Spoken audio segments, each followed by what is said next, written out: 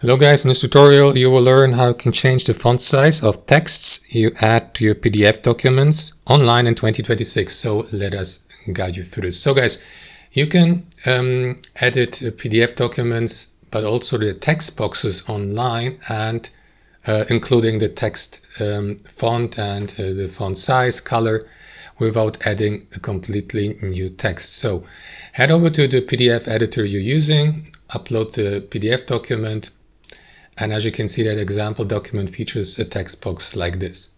So look for the edit text tool here at the top, highlight the text box, double click into the text, and after that what you want to do is simply choose your font size from that menu here. Of course, you will need to highlight the text. So let me do that again. And there it is. Some cases it may be necessary to resize also the text box. So that's it guys. Thanks for watching and I'll see you next time.